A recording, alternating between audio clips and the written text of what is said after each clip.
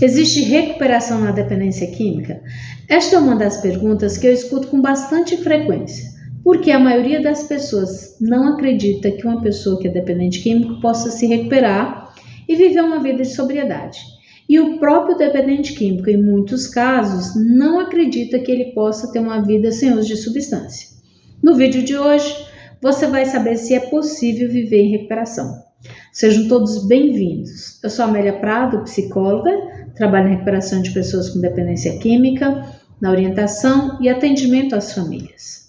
O sofrimento da família e do próprio dependente químico é tão intenso e tão carregado de tantas mudanças no comportamento e na vida do dependente químico e da família de um dependente químico, e durante tanto tempo que a família, em certos casos, o próprio dependente químico, perdem a esperança de uma recuperação. Mesmo porque é muito comum relatos de pessoas no uso de substância e dos prejuízos que a droga causa na vida do indivíduo e da família. E pouco se ouve falar em recuperação. Basta olhar nos assuntos sobre dependência química. Nós vamos encontrar sempre poucos relatos de pessoas que estão em recuperação. Este vídeo é também um convite para você que está vivendo em recuperação, deixar aqui nos comentários como você vive a sua recuperação, para que outras pessoas que sofrem com a dependência química, seja dependente químico ou familiar, saibam que existe recuperação. Acreditem que há recuperação na dependência química. Eu já ouvi do próprio dependente químico que acreditava que não tinha mais jeito, que ia morrer usando droga, mas ele entrou em recuperação. As famílias que já passaram por várias situações com seu familiar que é dependente químico, como várias internações, tratamento medicamentoso, tratamento no CAPS, psicólogos, e não tiveram resultado, ou seja, o seu familiar continua no uso, e isso já se prolonga por vários anos, alguns acreditam que o dependente químico não tem mais jeito, que não entra mais em recuperação.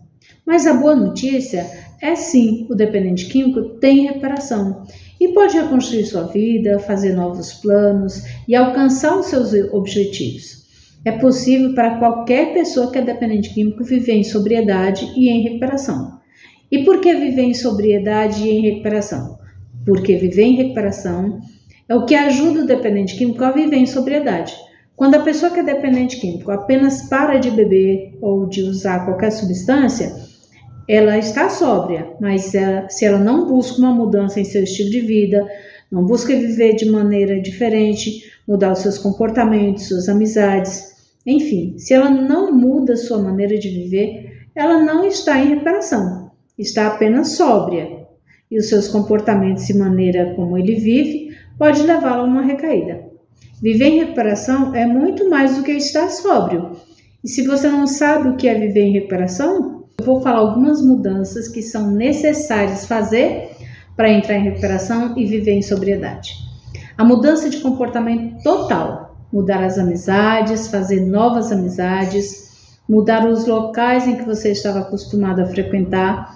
E se você não frequentava lugares, não tinha amizades, ou não frequenta, ou não tem amizades de uso, usava sozinho, por exemplo, precisa evitar se isolar, se fechar no seu quarto. Ao invés disso, você pode buscar se aproximar mais da família, mesmo que você ache isso difícil. Vá aos poucos se aproximando, participando, estando, por exemplo, junto nos horários das refeições, ajudando numa tarefa de casa.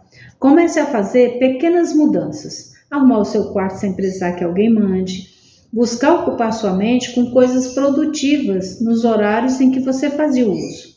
Procurar uma ocupação que você goste de fazer.